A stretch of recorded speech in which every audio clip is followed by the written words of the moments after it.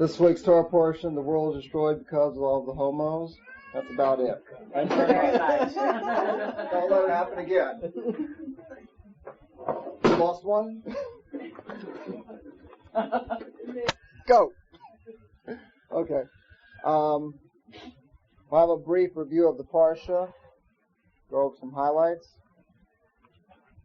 Parsha opens up, as we know, with basically the immorality of everybody. It led to HaKadosh Baruch Hu wanting to start all over. Destroys the world with flood, right? And starts the world, the new first man, if you will, is Noah, right? And describes his children, Shem, Ham, and Japheth, his three children. And then it goes into detail about the different animals, a gathering, 2 of each animal, 7 of certain animals that are later used for sacrifices, and they all go in the ark. Then in the ark itself, we have a period of 1 year, 1 solar year, 365 days, which, by the way, during that time, the constellations didn't work.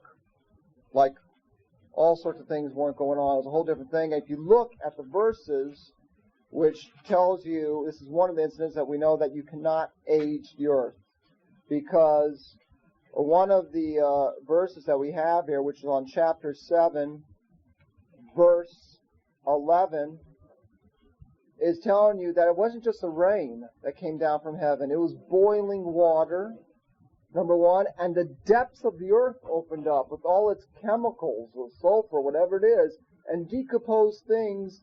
In other words, they aged their carbon testing, and all these things are based on a constant, that everything remained the same. Everything did not remain the same. As a matter of fact, we have a verse after the 365 days, which that year is not reckoned in to the count of how the world is 5,757 years, plus the first 6 days of creation. This 1 year is not reckoned in that.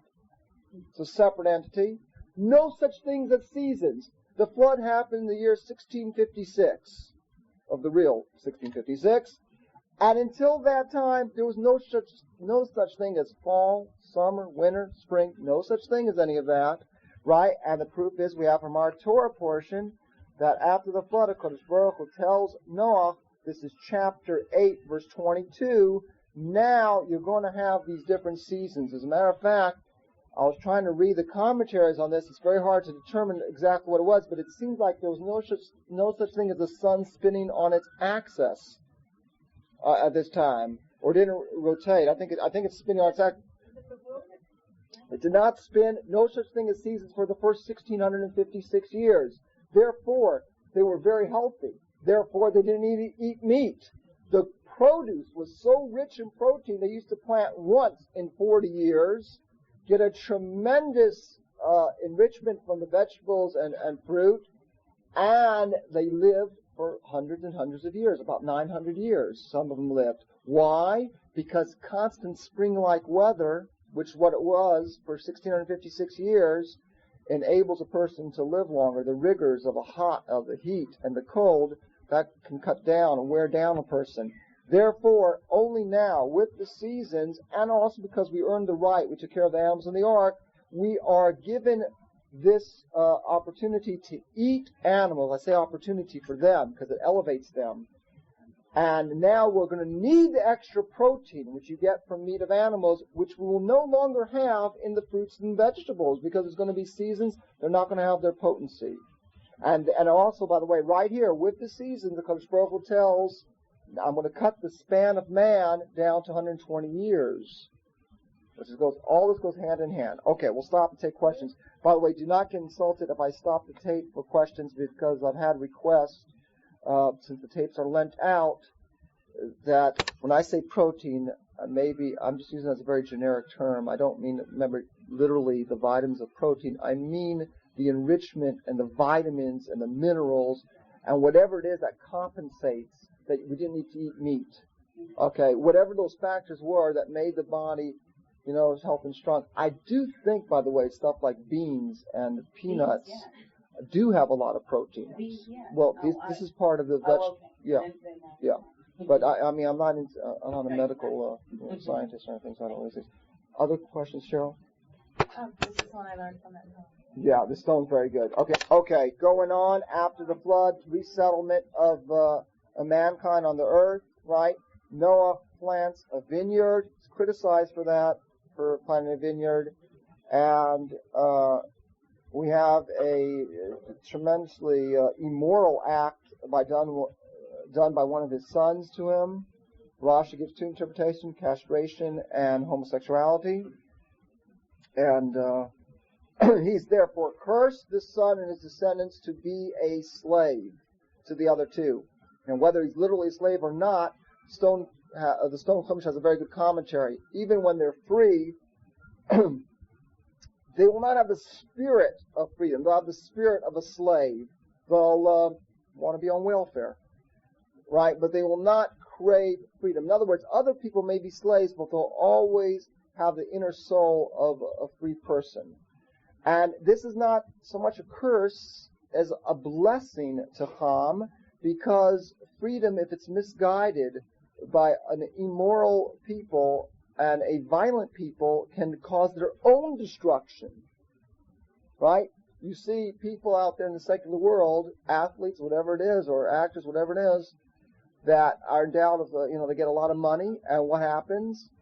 They turn to drugs, and they end up destroying themselves, literally killing themselves. Whether if they had just remained a 9-to-5 worker every day, right, in a factory, right, not have all the material luxury, but they would have lived they would live out their days.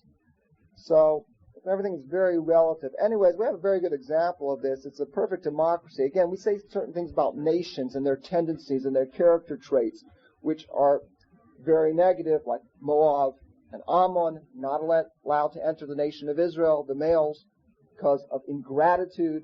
Can't go into that right now, right? But individually, right, anybody can make it. And, Eliezer, the servant of Abraham, who is from this cursed nation, and it said he went from cursed to blessed. He said he's one of 9 people to enter Gan Eden alive.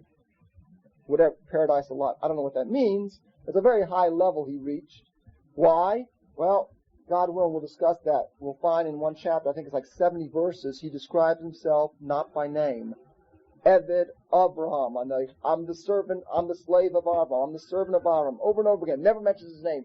He knew who he was. He knew his place. He knew his place. It's a thing we have a big problem with today. He knew his place. He accepted his role. And therefore he was elevated. Individually, anybody can make it. Right? Anyway, from Canaan, from this cursed nation, there's an unbelievable woman. Her name, you ever heard of Rahab? Rahab? Yeah? You've heard of her? Rahab is an amazing woman. 40 years a prostitute. Of the lowest of the low of the nations. And she saw Israel, the nation of Israel coming to Israel, the fall of Jericho, the battle of Sichon and Og, right? Right, Yoshua. And she immediately sees the truth. She does tshuva. She becomes a Gioris. Yoshua saw in her this potential, saw in this lofty soul. He married her. He married this ex-prostitute for 40 years, and from her loins come 8 prophets. You hear this? The Gemara Megillah. The prophet Yechezkel, Ezekiel, and Yirmiah, Jeremiah, come from her. The lowest of the low. In fact, there's a whole question there. How was she allowed? You're supposed to wipe out Canaan when you enter Israel. No one's supposed to. How are we all to do this? It was not even allowed to convert, really, technically. There's a whole, how this was done. But anyway, so keep that in mind when we talk about nations, derogatory things that we say, not derogatory, but the truth. We say nations, certain nations are very immoral, this and that. Doesn't mean individuals. Individuals can always raise themselves. And when we say Israel, the children of Israel, all tzaddikim, right? And we are, Beit HaTzaddikim, but we have individuals amongst us that don't live up to what we should live up to. Yes. Ruth being a Moabite, even though it's not a bad example because it's just the males that weren't allowed to enter. But it's still a good comment because it was debated for a long time whether King David was legitimate. Because that halakha had not been decided, whether it's the male and females or just the males. But, so it's a legitimate thing. Ruth is an amazing person too. And she was a princess. She was the daughter of a king. And she gave all that up because she saw the truth. So we see this over and over again. Eliezer was the son of Nimrod, who was not exactly one of the, great pillars of, of morality in the world. Right. Okay. Excuse me? Who? Rachab was married to Yeshua, the greatest. Right. Right. So after the settlement of the earth, after the flood, right, we have a genealogy given. And some of the genealogy is very interesting if you want to know where certain nations come from. For example, if you turn to chapter 10, verse 4, you see the name Yavan. Hanukkah's coming up, the Greeks. Well, they're a descendant from Japheth, right?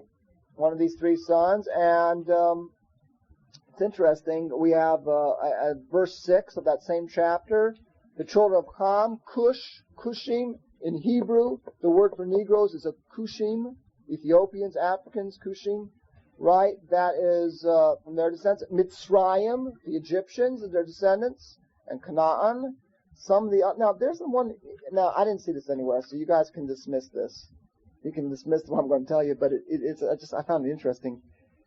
Chapter 10, verse 13 lists as Mitzrayim gave birth to Ludim and Anamim and another nation called Lehavim. Lehavim. That's from the word flame. And Rashi said they were called that because their faces were red. I just wondered if that had anything to do with the Redskins, of Indians. Maybe, the original Indians are here. I don't know if that, you can dismiss that. I did see that anywhere, but I just found it interesting. That's your kiddush. That's my chiddush, so you know what that's worth.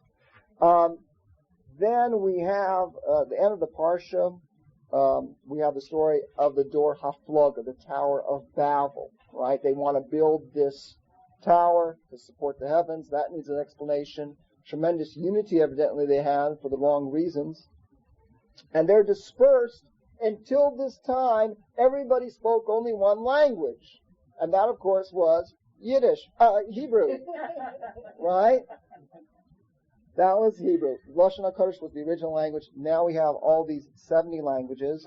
And then the end of the Parsha, we have the birth of the Jewish nation, pretty much. We're told about Avram, and we're told about that he married his niece, Sarai, which is, of course, Sarah. He made him. Okay. Now, let's go back and try to pick up some of the highlights. First of all, I'll show you something cute, because I know you guys like cute things. It says, these are the first verse. We're back to the first verse, guys. Chapter 6, verse 9. These are the generations of Noach. Noach was an Ish Tzaddik. Now, there's very few people whose name is mentioned twice, back to back, juxtaposed to each other. We have Avraham, and versus Avraham. That's a sign they're a tzaddik, by the way. Yaakov. It doesn't mean if they're not, you can't be a tzaddik, but okay. Avram, Yaakov, Moshe, Noach, here in this verse, right next to each other. So that's a sign he's a tzaddik. But, it's interesting. At the end of the verse, we have one that everybody asked a question on. If you go now, just jump to the end. Keep your finger there, because we're coming back. At the end of the verse, what? No. Did we have it back to back? No. No, not back to back. Chapter 11, verse 27. Look who we have here, back to back, his name. Terach, Avram's idol-worshipping father. So, even though the Gemara doesn't quote this as the source that he did tshuva, some people use this as the source that because we do know he died and did tshuva, because it says later in Chayesora, when Avram passed away, that you'll be gathered to your fathers. Well, if my father's an idol worshipping, I really don't want to be gathered to him. So that's where the Talmud derives that Terach did tshuva before he died. But some people say this is the source also. This is proof. Terach, his name back to back. He was an idol worshiper, but he did do tshuva. Cheryl. Thank you, Cheryl. Because there were some notes we didn't cover last week, and I'll say, how in the heck am I going to weasel these things in here? And, of course, I invited Cheryl to this class. She wasn't going to come, actually. And I said, let's bring this up so we can talk about Cain. Because else you guys was going, how do you talk about Cain in Parshas Noach? So Cheryl's saying, okay, according to the evil, you could be that great. Is that basically it? There is a concept like that. There is. Right, and the perfect example of this is David, King David and Lahavdil Esav. They say physically, remember, the physical always mirrors the spiritual. So as Esav was born ruddy complexion, a shedder of blood, shows a tendency. David HaMelech is described the same way. When Shmuel HaNavi, Samuel the prophet, came to anoint David, he got very scared. Because he saw this is Shmuel was a Navi. He saw, he's a seer, a prophet. He saw this guy tends to shed blood. He looks like Esav. Matter of fact, they say they have exact same tendencies. But here's the exact example. David channeled all these energies, these drives, in the service of God. And Esav did just the opposite. They said Esav could have been, maybe not like David, but close to it, right? Right, it's a good example. Cain gets, his face falls, if you will. His offering is not accepted, and his brother's is, and he gets very down. This is chapter 4, verse 5, and HaKadosh Baruch Hu tells him, why does your face fall? Why do you look so sad? Things are not so bad. And he says, if you do good, you can even do better. It's a very hard word to translate. Let's see what you got there. Chapter 4, verse 5. Oh, I have a chumash here right here. I didn't realize that. It's not going to help me with the translation, though. Why is your face fallen? Verse 7. How do you got verse 7 translated?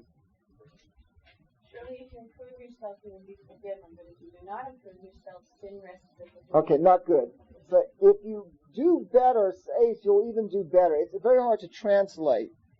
But the reason Cain's face fell, if you will, he said the following.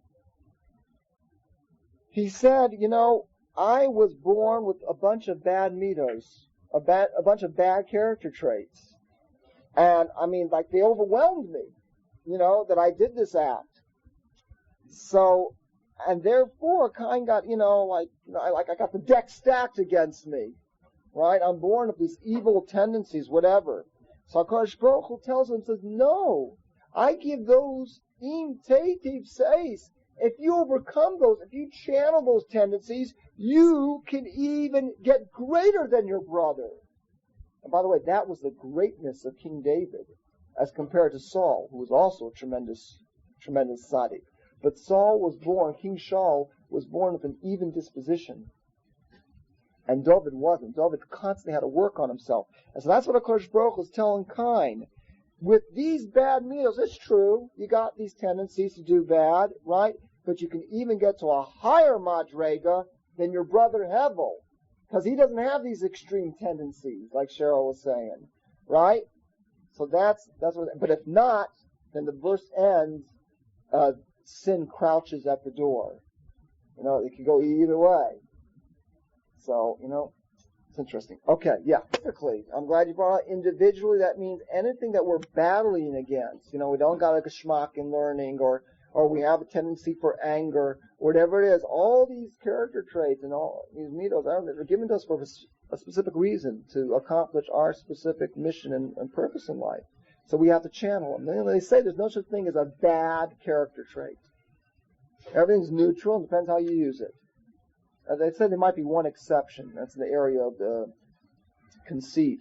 When we say gaiva or anger, they're related. That might be the one area that is actually a very bad character trait. But we're not talking about righteous anger like Pinchas used, right? We're talking about anger over your own personal things. Okay, let's move on. Okay, that was basically the review of the Parsha. So we're saying, let's go back to the first verse. Noach mentioned names twice. He's a tzaddik. Now, it's very interesting. Avraham and Noach were contemporaries for a few years. How many years? Anybody knows? 58. Right. 58 years. When Avraham was 58 years old, Noach passed away. Right? And the stone has a genealogy. You can figure it out. However, you can also see it from this verse. Hannah came just in time. If you look at that verse 9, these are the generations of Noah. What's the numerical value of Noah? Nun Ches? 58. Noah lived, Noah again, back to back his name. So you can read it, Noah, 58 years in the life of the tzaddik, Abraham.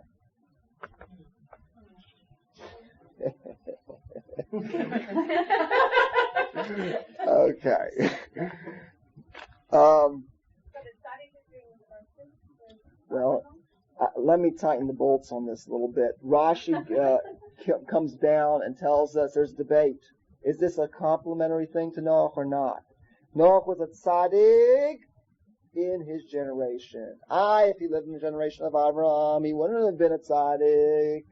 Or no, just the opposite. He lived in a generation of all wicked people, and he was still a tzaddik because we're all affected by our environment. And that he was able to remain a tzaddik, then it's amazing. So that's the debate. And this ties in a little bit. That the truth is they're both true. It's a classic example. Elu ve'elu divrei Elokim chayim. They're both true. Noach was a tzaddik, but had he lived in the time of Abraham, he wasn't. He wasn't Abraham. He wasn't Abraham. Abraham went out of his way to do things. Abraham was the character trait of Chesed. There's the mitzvah of Chesed and the midah of Chesed. Noach did the mitzvah of Chesed. It says in the verse,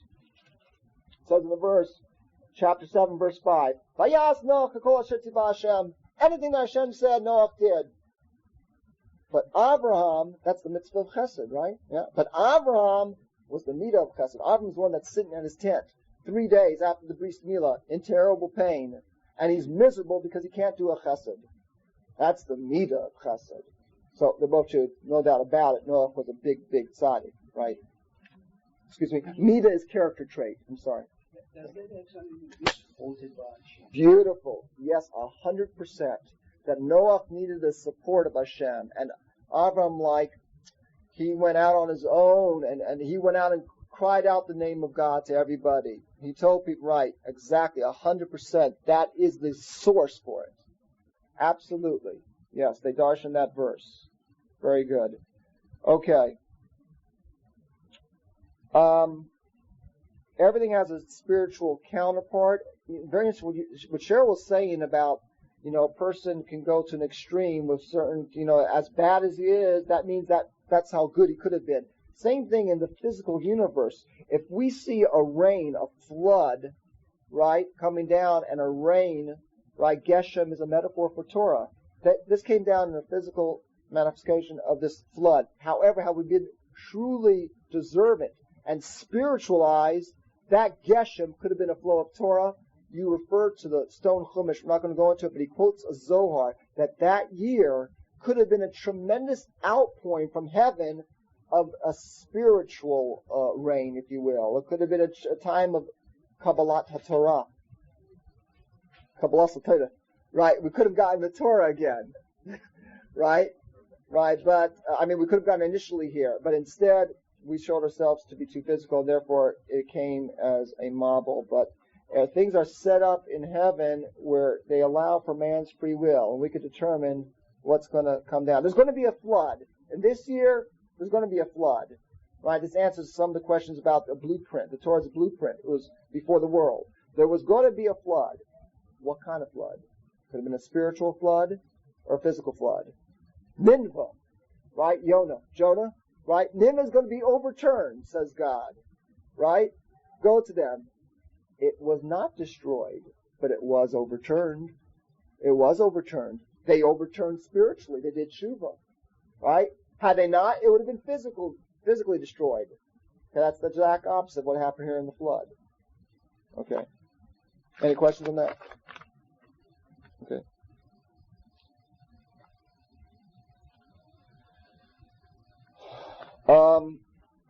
Okay. We have, I want to talk, if you don't mind, I'm going to jump around a little bit, but we have the description at the end of the Torah section of this Tower of Babel. This is very relevant to us, extremely relevant. First of all, you see something happened only once, and they already pooled it into a natural phenomena. They said, this is what Rashi brings down, every 1656 years, you know what happens? The earth collapses, and there's the heavens collapse, and there's a flood. Come, let us build supports for it. Amazing. It only happened once. They took the biggest chiddush, the biggest ness, biggest miracle, and they made it into a current, nature. Well, this is the paradigm for what people have been doing ever since. They can take the greatest wonders, right? You can go to the moon or go to Mars and find, whatever it is, bacteria, whatever it is, and you can say nature. Or you could say, wow, look at the brilliance. You look at the human body, whatever it is, right, of Kadosh Baruch Hu's creation and see even more miracles, right? So those people are in the secular world and want to stay in the secular world and don't want to be held morally responsible for what they're doing. So they will pool everything into the greatest nisim, the greatest miracles into an act of nature, and this is the source for it. But there's something else I want to talk about, and that is that it says there's a whole debate in the Gemara. When did Abraham discover his Creator? A lot of midrashim on this. Some people say it was 3. Another age is given is 48, right? And they're all true. There was different stages, right? And the thing about the 48, the Medrash says is following. Abraham ben Men Ches Shana, Abraham was 48 years old, V'lo matzinu shenishtatef beit sasam. We see that Abraham did not join this Tower of Babel in their conquest, whatever they were doing, building their tower. So this is one of the reasons we know that Abraham came to discover his Creator at 48, which is like a strange source. So, Mordechai Miller explains this. It's amazing insight. The resistance of Abraham to the current madness of the time is considered a recognition of God. Goes on and quotes the Emek Davar. And he said, these same bricks that were used to build the tower, you know where they came from? They were fired in the furnace that Avram was thrown in. You know that's famous medrash? Nimrod, the king, told Avram, worship idols, or I'm going to throw you into this fiery furnace. Avram refused. He was thrown into the furnace, and a miracle happened. A miracle happened, and he was not destroyed. He was willing to give up his life. That's one of the 3 things you have to give up your life. Idol worshiping. Didn't happen. So the Emek Davar said, this same furnace that Avram's belief in God, right, allowed him to be thrown in the furnace, a miracle happened, he survived. This is the same furnace that they built these bricks, showing the connection between these two. All of mankind was pursuing this materialistic technology, whatever it was. And, you think about it, if you were there at the time, you could have rationalized and said that this was an unselfish act of national progress, prosperity, pull together, common interests, communism, right? No private property. All of us together will build a tower. It seems very, idealistic. But the bottom line was that this, like every other human ideal from that time on, was only a diversion of a current egoism. It was a refinement that led back to their own self, to their own gratification. Avram Avinu was seeking the ultimate reality. He was seeking something beyond the materialistic world. He was seeking the truth. He was seeking HaKadosh Baruch Hu. So his rejection, it's very good. His rejection at 48 of the Tower of Babel, he wouldn't get involved with them, is considered recognition of God, the same as when he was thrown into the furnace. And that's the connection. These bricks from that furnace of idol worshiping were used to build this thing. We're doing it for national purposes. Bunk. They weren't doing it for national purposes. They weren't interested in humanity. They weren't interested in human progress. They were interested in their own self-gratification, period. Avram Avinu was seeking the ultimate truth. And the reward was that his sincere yearning against the vogue of the time right? Everybody, was doing this thing. Avraham Avinu was doing his thing, searching for HaKadosh Baruch Hu. HaKadosh Baruch Hu chose him to be the father of the nation that's going to be the seeker of truths, the Jewish people. That was his reward. Think about it. What's considered politically incorrect out there, and everything else that they band together. All of a sudden, this is very important. This is a hot issue. This is a hot issue. Like my dad said, my dad didn't invent it, but today's headlines wraps tomorrow's fish. Right? Everything that considered so vital and important today, 20 years from now, it's old hat. Right? It's no big deal. Right? 20 years ago, what they're so excited about now was nothing, and 20 years from now won't be anything. So you got to lock on and concentrate your energy and your time on eternal values, right? That's what Abraham did, right? That's why one of the reasons the story of Babel is so important. Not to get caught up on the current fad, the current madness. It's so important, right? And even things that seem kosher, and I don't know if they are or not. I don't know if these environmental issues are really blown out of proportion. I know someone told me recently radon was a certain thing they ignored. Whatever. Okay. Recycling, whatever all these things are. Maybe it's good, maybe it's not, I don't know. But the emphasis that they put on it and the priorities, they should put that emphasis on their souls. Most of these same people are for abortion, which is mamish murder, right? They don't care about that. They don't care about homosexuality, the immorality. I saw something very interesting, of all things, in a Knife magazine. Redneck thing, some of that's still in me. But at any rate, it said in there, so they were advertising some pepper spray. Well, they said, protect yourself. Pepper spray says, I want to tell you this is not environmentally safe. The only thing is, it's the best pepper spray in the market. So then he said something very good at the end. He said, protecting the environment is very important. Start with your own. Which is, I took it to mean spiritually. Right? Yeah, there's environment and there's environment. Worry about your spiritual environment, who you let your kids hang out with.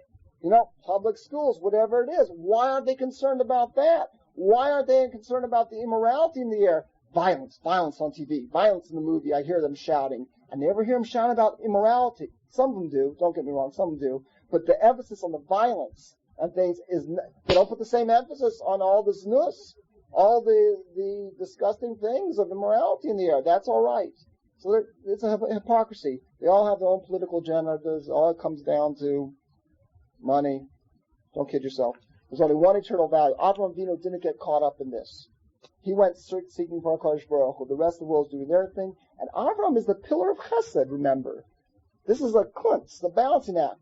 The man of love and kindness. The man that would take Arabs into his home and feed them and wait on them and teach them about God, right? He's the same person that could kick his son out. Yishmael. Right? Remember, Sarah tells him, kick him out in a minute. And he loved Yishmael, make no mistake about it. Because chesed has to be, you got to arrive to truth. They say the three patriarchs, Avraham, Yitzchak, and Yaakov, all arrived at truth through different methods. Avraham arrived at truth through chesed. And Yitzchak arrived through gevurah, strictness. But, you understand? It has to go to truth. If you have blind kindness, right? Then that could be the biggest act of cruelty. It has to lead to truth. That means sometimes you have to put your kindness in check. Sometimes the Kodesh Baruch Hu says, I'll tell you what's kind. The biggest act of kindness, right, is taking Yishmael and kicking him out so he doesn't have an influence on Yitzchak. And we got good proof for it, right? What happened to the next generation? Esav wasn't kicked out of the house. And who had to flee? Yaakov. Okay? So, okay, questions. Sorry. Except that Yitzchak B'doro Kishmuel B'doro, that Jephthah in his generation was as great as Samuel in his generation. Each generation needs its particular leaders. Yeah. There's something to what you're saying. To limit ourselves. I mean, you know what I'm saying? That's a tough question. Like right. Take the laws of tzniut, right, with the way a woman dresses, tznius and Me'asharim. Not only that, but like in a generation now where girls are walking around with, their stomachs hanging out and everything else. Right. So, I mean, if you wear a t-shirt and shorts, you're very tznius compared to them. That's true. Yeah, what you're saying is true. There's two ways of looking at it. There may be, there's a whole debate like on denim dresses, amongst the Orthodox, because denim is not considered, well, whatever. We can't relate to this in Atlanta because we're a little more modern here. But there is a certain thing, there is something to what you're saying, or the opposite. People tighten up and figure, you got to bolster yourself against what's going on out there and become even more tznius. And tznius, by the way, is not limited to women. Tznius is in our matters of speech, is the way we live. It applies to all. It's true. It's what a woman excels in. What sorry mean is going to be praised for, which hopefully we'll discuss in a couple of weeks. But it's a good point we're saying. It's hard to answer your question, Cheryl. It's an individual thing, but sometimes you have to just the opposite. Maybe the person has to know themselves and where they're holding. And he can't, you got to sometimes, no pain, no gain. You got to reach out and improve yourself, but you don't want to pull any muscles. Right? So for certain individuals, they'll see this like, whoa, I got to even put on more restrictions on myself because I see I'm being influenced by the society. Other people's, that'll be too much. So it's tough. You need to ask your Rebbe individually on these things. They're very tough. I'm not trying to cop out on you, but it's just a very tough thing. It depends on what the person's talking about. Gusman's famous statement, you got to paskin the mensch before you paskin the shaila. You got to size up the person who's asking the question before you answer the question. By the way, when we said Avraham Avinu is a seeker of truth, right? So he was interested in eternity. The whole reason the world was created was for what? Was for Israel. Remember, Bereshis, B'shvil Yisrael, B'shvil Torah. So Israel would accept the Torah. Without that, there's no reason for creation. You get too involved in materialistic pursuits, you forget that. Oh, by the way, the first word of the Torah, Bereshis, is an acronym for the Baal Turim, courtesy of the Baal Turim, Bereshis, Ra'a, Elohim, Sheyikblu Yisrael, Torah. Those 6 letters are an acronym for, in the beginning, God saw that Israel would accept the Torah, and therefore created the world. So it's right there, and by the way, the next verse describes the 4 exiles. It's all set up in those first verses, the whole world history. The Haaretz Tohu, the Vohu, right? The Cheshech and darkness. No, boy, darkness al pnei tehum, the deep. That's our exile. There's 4 exiles in our tradition, this being the longest. And the next thing it says, Meruach Elokim Merachefes, the Spirit of God was hovering, depending on where part of the country you're from, over the water. That's Mashiach. After the 4 exiles will come Mashiach. Yeah. I want to just go over a couple notes last week. Everything that happened in the 6 days of creation, we already discussed, is going to happen in the next 6,000 years. The 7th day was Shabbos. That's the time of Mashiach. Yom Shekulo Shabbos. We say it in Shabbos Mir. It's a day that's all Sabbath. Nothing in the world, there's nothing in the world that's not alluded to in the Torah. Leicha mide delo remizi be'araisa. Everything's hinted in Torah. Some things we discovered, they have codes, this and that we discover at certain times, but other things we'll know to afterwards. When we had the Scud War, the Rocky War, the Scuds, they found a hint for it, right, in Az Yashir. The codes have already decoded the Holocaust in the Torah, right? All these things in the Torah, some of them were given information, others were not. Kodesh Baruch Hu knows what we need to know and when we need to know it. The common denominator in the first sins of Adam, of Chava, of Cain, was that they all wanted to place the blame on somebody else. And these are great people, except for Cain. I don't know if he's so great. But the purpose of Kodesh Baruch Hu, when he said the word, is a very famous word, Ayeka, where are you? Ayeka, where are you? So that's a question that reverberates through all time. A person always has to ask himself. Shabbos is a good time to do this. Ayeka, where are you holding? Where are you? Kodesh Baruch Hu is giving you such vast potential. Are we using it? Ayeka. Kodesh Baruch Hu cries out to every one of us, especially all of us in this room, who are all Baal Tshuvas, or trying to be, right? Ayeka, where are you? Where are you holding? Where you want to be? Okay? So here, HaKadosh Baruch Hu said this to Adam, like, I gave you the power to direct your life, to accept your responsibilities, right? And to Cain, who answers, Hashomer Achi Anochi, am I my brother's keeper? Yes, says Judaism, you are, right? So that's the cop-out that the world uses. I'm not to blame. It's not my fault, right? I had a deprived childhood, right? I was born in the ghetto. 200 years ago, your grandfather enslaved me, so therefore I'm entitled to do whatever I want. No, you have to take responsibilities. The godless of a mensch, of a person, any person, Jew or lahavdil non-Jew, is that he's born with free will, no matter what's against him. If he overcomes it, like we talked about, he can become greater, right? But you got to accept responsibilities. That's one of the themes of the first 10 generations, first 20 generations until Avram. Finally, there was someone that was willing to accept responsibility to such a degree that he prays on behalf of others, wicked people, Sodom. Avram prays, which is the knock against Noach, which needs an explanation because Noach was already told they were going to be wiped out. There's no hope to pray. But whatever, okay? That's the big difference. That's why the mission of mankind is given to the people that retain their image of God, that Tselem Elohim more than anybody else. The Jewish people, Abraham, prays on behalf of all mankind. We'll talk more about that at a later time. Questions? I get very nervous talking about Noach and saying anything degrading about him because he was a tzaddik. There's no doubt about it. How many years was he building that ark? 120 years. And how many times did people walk by and not say, "What are you doing?" Right. That's it. You got to remember all this. He was out there in front of his house or in front of his... That's a very good proof that Noach was concerned about people, and he did. Chana's quoting the famous Rashi in the Medrash that says, for 120 years, people going up to him, "What are you doing, you crazy old man?" And he told him, "Do tshuva, because we're going to destroy the world."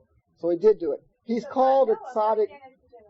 It's a generation. He's called a tzaddik in pelts. It's a tzaddik in a fur coat. There's two ways to heat up the room, right? You can light a fire, and everybody will be heated up. Or you can just put on a fur coat, and you'll stay warm. So they say he was a tzaddik, but he kept it to himself. It's a very harsh thing to say, and I don't. It's a very harsh thing. Noach was a tzaddik. There's no doubt about it. Listen to this one commentary, then I'll answer your question, Cheryl.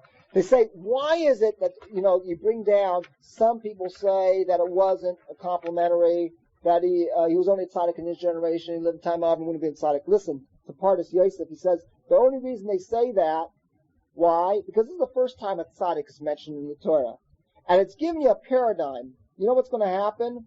No matter who you are, even if you're Moshe Rabbeinu, there's going to be people that think, he's not such a great tzaddik. Korach rebelled against him, right? This and that, right? So therefore, Torah's telling you, even with the very first tzaddik, there was some people who said, if he lived during the time of Abraham, he would have been so great.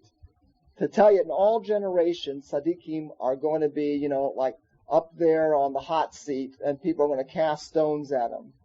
That's what he says. That's the only reason for it, to say something negative. Noach was a tzaddik. Make no mistake about it. He wasn't Abraham, but he was a tzaddik. So Avram is what we learn from, how to do things, how to go out of your way.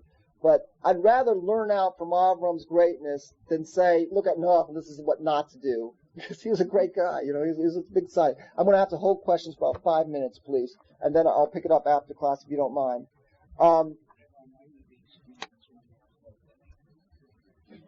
No, gesundheit. Whenever you make it. No, gesundheit. Be well. Thanks. So I look forward to seeing you next week. You said, okay. Thank you. Okay, great. Well, I look forward to seeing you. Be well. Okay, nice to have you back. Good Shabbos to you. We talked about, I just want to mention one more thing that I forgot the other day, with your permission. The sin of Adam, or to be politically correct, the sin of Chava. Don't want to insult anybody. But how could they do it? Or how could he do it, right? We said he was such a great level. So, we said he wanted to serve God on a higher level. So he brought the Yetzer Hara inside of him and wrestled with it and still do God's will. If you realize, a lot of people weren't satisfied with that answer. So I looked up other commentaries and it said very interesting. If you realize the whole greatness of man over the animal kingdom was his free will, right? Then it makes a lot of sense. If the whole reason I'm here is because I have free will and I can choose whether to serve you or not, I'm going to give myself more free will and let the Yetzer, you understand? Yet the Yetzer Hara enter in me. Now I really got free will. A little too much, right? And then we made a big mistake. We'll talk about maybe more when we talk about the Parsha of giving the Torah. But the biggest act of free will is not to have free will. It's a very deep thought. Hang on to it. Okay, that one we already discussed. Just want you to know, it says at the beginning, the earth was null and void. There was nothing there. So it's a great lesson for all of us. At the beginning, this expression in Hebrew. They always say this in Ulpan. This is an Ulpan expression. Kol hitchalot kashot. All beginnings are tough. So here it was, the beginning of the world. It was null and void, and it was darkness upon the deep. So the Musar guys, they say this. They say that all beginnings are tough, but remember, Ruach Elokim merachefes al pnei hamayim. The Spirit of God is there. Is there hovering over the waters, right? Again, it may seem like it's darkness and null and void, and you don't know where to go. That's not the beginning. The beginnings are tough, but know that Kodesh Baruch was there. And then, of course, we have the expression, Yeshua Hashem Keref Ayin. The salvation of Hashem comes in the blink of the eye. And 2 verses later, next verse, it says what? Vayomer Elokim Yehi Or. God says, and there was light, and there was light. And suddenly you see. And suddenly everything becomes clear. Everybody should just take heart, not to get down. Now, speaking of that, we know that our day starts at night. V'hi laila, v'hi or yom echad, right? Excuse me, v'hi era, v'hi boker yom echad. Okay? Cover the parsha, Connor. We already covered the parsha. Okay. Don't get excited. Hannah's still wondering, what the heck is he doing Bereshis for? This is the parsha on Noach. Okay. So, v'hi era, v'boker, it was night and day. Now, why is it that the nations of the world, they go by day first and then by night, while we go the opposite? I'll tell you why. So I can do this imitation for you, because they're wrong. Very good. That's it. Next. Okay. The truth is, by the nations of the world, by the non-Jewish world, they have it good. Okay. So by them, you see that they'll have tranquility and everything, and they're not so great. Obviously there is righteous of the nations of the world. I'm just saying in a general term. Okay, don't get liberal on me. Okay, so in general, though, if you see wicked people prospering, that's what's going on. They have their day first, the light first for them, and then it becomes night. Then at the end, they're going to suffer for everything they did. Right? All these, the great Roman Empire, which was a tremendous great evil, and so on and so forth. Right? So they had their period of prosperity and glory, but now they're getting punished forever. By us, it's just the opposite. By and large, the Jewish people have nothing but persecution our whole lives. Little spots here and there of golden ages. But, even now, we're very naive here in Atlanta, Georgia. You know what's going on in South Africa? We're aware of what's going on in Israel. You're aware of what's going on in France. Tremendous anti-Semitism around the world. Tremendous stuff going on. We get, by and large, America is good. Baruch Hashem, it is good, by and large. But there's other places that Jews are suffering. So in general, we go by the night first. Vayhi erev, vayhi boker. Right? It's night for us. Night being a metaphor. Right? Night is a metaphor. It's dark. We don't understand. We don't see. We don't understand why things are happening. At night you can't see. Dark things seem to be happening to us. But we have afflictions now. We have sores now. But after we suffer all that, the end is that the sun is going to rise for us. This is very... this whole thing is put together concisely in the story of Yaakov wrestling with the angel all night long. And then dawn breaks. Right? So that's us. That's the nation of Israel. The sun will rise, and it will be day for us for eternity during the Yemei Mashiach, which seems to be coming up real soon. And then all the nations of the world, they're going to have their night. We're going to have our daytime. And that's what it says in the Gemara, Tzadikim Techilasam Yisurim V'Seifim Shalva. Tzadikim first suffer afflictions, and at the end they have tranquility. The Rishoim, wicked people, Techila Shalva, the wicked people first they have tranquility, and at the end they have Yisurim, they have afflictions. Therefore, Shabbos is the 7th day of the week. And by the Goyim, what do they hold is their Sabbath? The first day of the week. The first day of the week, at the beginning they have tranquility. Then they have the work week, right? But by us, there's all the effort and all the, toil and trial and tribulation all week long. And at the end comes Shabbos Menucha. There comes tranquility, right? Pretty nice. This is from Imre Shethel. Huh? Where's that from? Imre Shethel. can't remember. It might have been one of the Ger Hasidim. Okay. About 3, I'll take some. There's no why waste your time. That's true, except that's none of his business. I mean, I'm saying this is the knock against them. He was a tzaddik. It's true. There was no hope for them. They're going to be destroyed. Sodom was destroyed. But Avram said, that's none of my business. My business is to pray on behalf of mankind. Right? Noah's business should have been to pray for. I mean, he did, like Hanukkah, 120 years, but I'm just giving that side of it. I don't like giving that side of it because he was a tzaddik. Mamish was a tzaddik. But that's it. Even though you're right, and it's considered the biggest act of rachamim. During the time of the flood, the name of Hashem that's used is the attribute of kindness, the Yud Hey and then Vav Hey, not Elohim. That was an act of compassion to destroy that world. Okay, I'm going to save question. Just a couple more notes. Number 1, I lost it. Where'd it go? Oh, yeah. Very interesting. It says, we're starting the world over again with Noah, right? Again, the Olam is starting over again. Olam, which means the world, is from the word Alam, which means hidden. Again, the world, like HaKadosh Baruch Hu, is hidden in the world.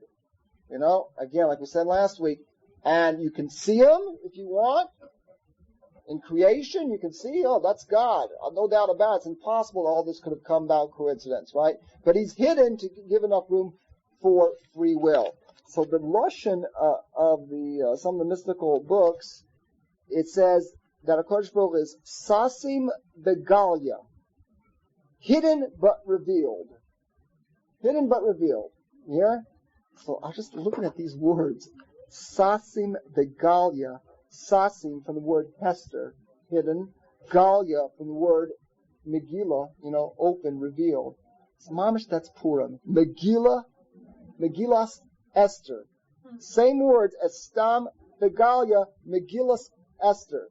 Megillah Esther really can mean to reveal what's hidden.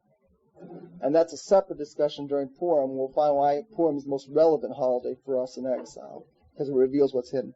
It's a very interesting insight. Okay, let's 2 more clips here, guys, and we're out of here. Because Noah, for his high level, didn't care enough about the creation, let him take care of the animal, and all the waste and feeding them and worrying about all these things for a year to instill in man to care and to give. Right? It is up to this. It's right? easier to take care of people after you've taken care of them. Right. The story. The guy said, he had so much sores, so he came to the rabbi. Bring in your horse in the house, bring your cow, bring your chicken. Okay, 2 more clips. One, when it says, first it says, chapter 6, verse 12, Shchit kol basar darko, every living thing corrupted its ways. And we know what that is, right? It was homosexuality. And then it goes on. So first it was private. That's what it's telling you. And then the verse repeats it again. It says the land was full of Hamas. And then it repeats it.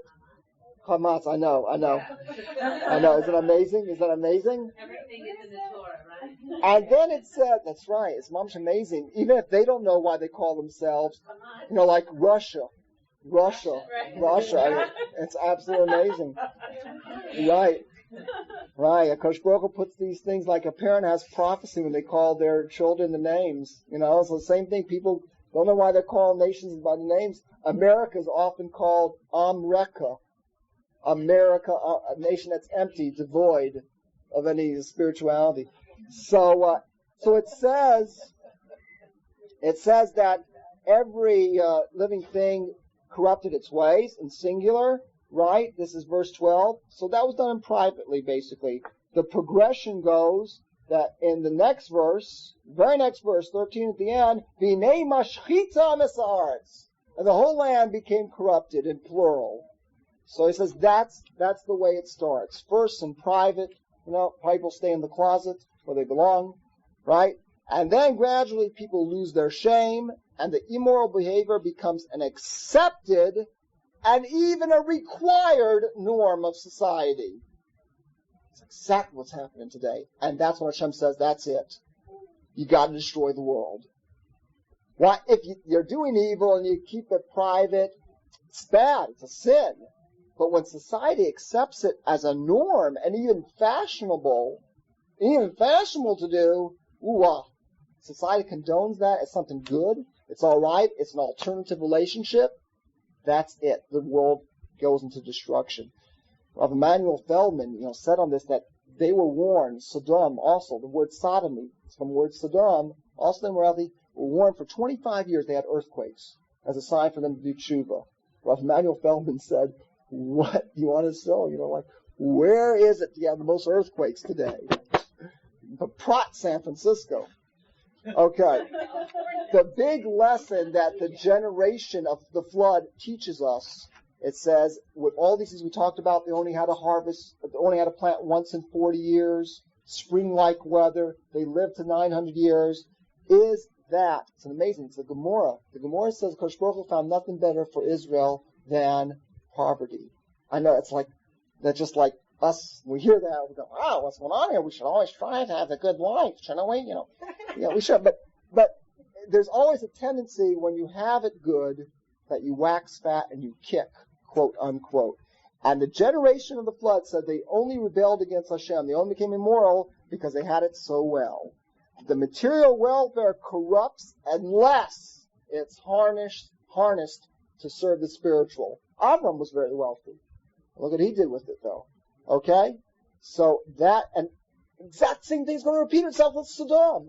They said they had literally gold and silver in their backyards. And Sodom, what is it now? Nothing grows there. From the most fertile, it's called Kigan Hashem, like a garden of Eden. The Dead Sea!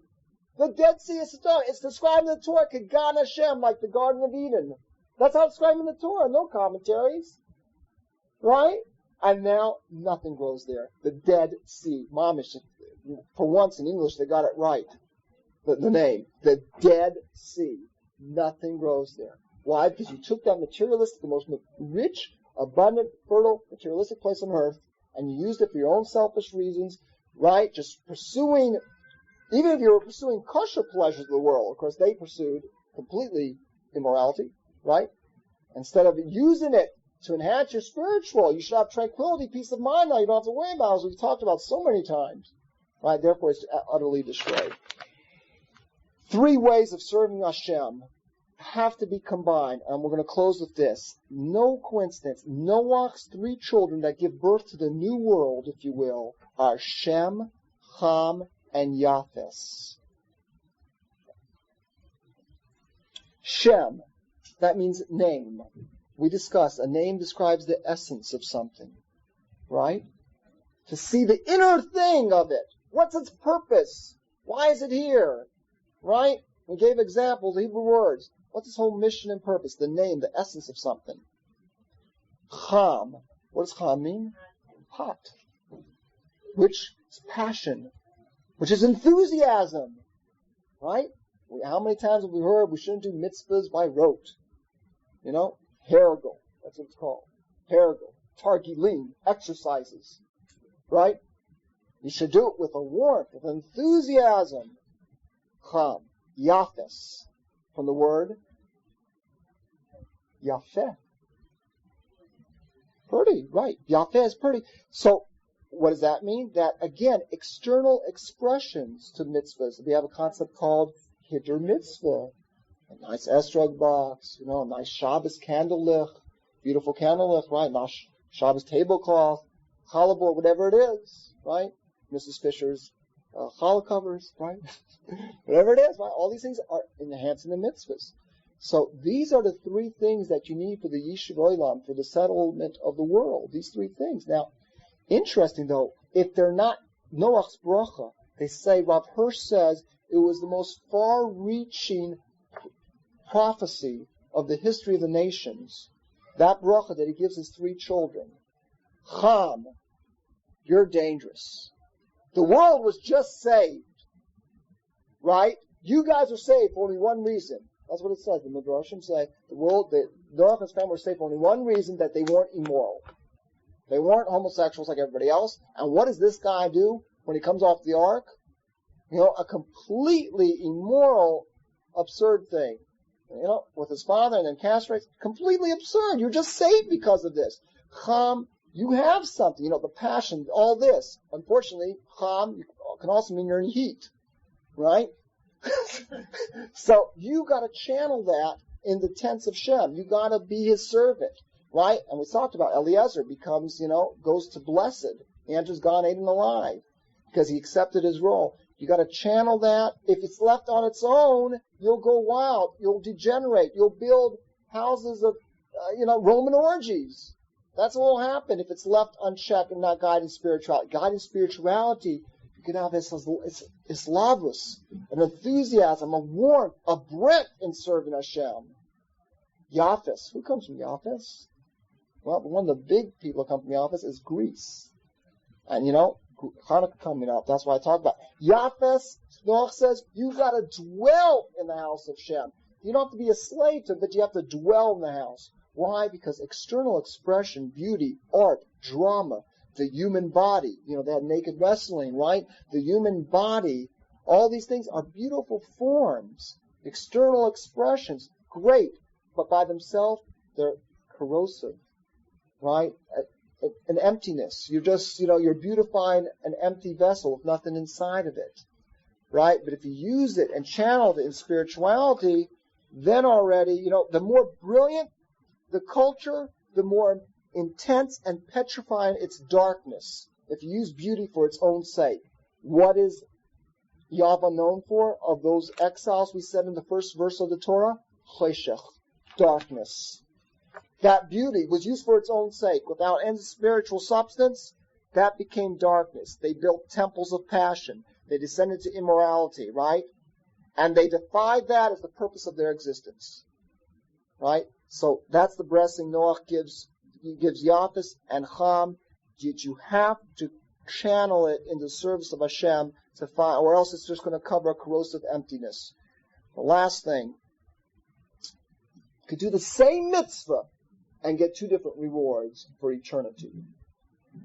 When all's said and done with that act that was done to the Father, what do Shem and Yafis do? They do a very, you know the story? What do? They cover their father up backwards, not even to look at him, a very, decent thing. They both did the exact physical maisa, physical action, but two different thoughts went through their mind. Rashi brings down, you know what the reward for each is? Yafis, you did this, and therefore, at the end of days, what's going to happen? There's going to be a tremendous war, tremendous destruction, and your bodies are going to be buried.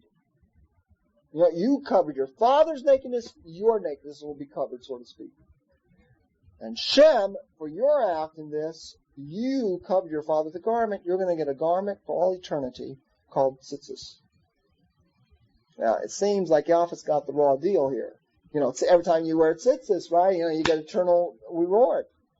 So, the problem is, again, they did the same physical act, but their machshava, in their mind, they had a different intention. Yafis was concerned about what will the neighbors say. It's not proper. He did a mitzvah, but his machshava was, that this is like, it's not nice. It's not nice for my father to be naked. It's just not proper. It's not etiquette, right?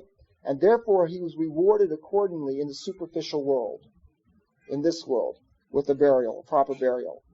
Right? And he didn't get shafted because superficial people prefer superficial rewards. Right? Shem was concerned about the dignity of his father. Not about, it's not what it will look like to the neighbors, hang my dirty laundry out. He was concerned sincerely about it's not right, it's pastnish. It's my father. It's not covered. It's not right. He was concerned about the dignity of the father, therefore he gets a mitzvah of dignity. And it earns rest. So it's a big lesson. Big lesson there. Everybody should have a good Shabbos. Thank you for listening. Thank you for your patience. Ran over as usual.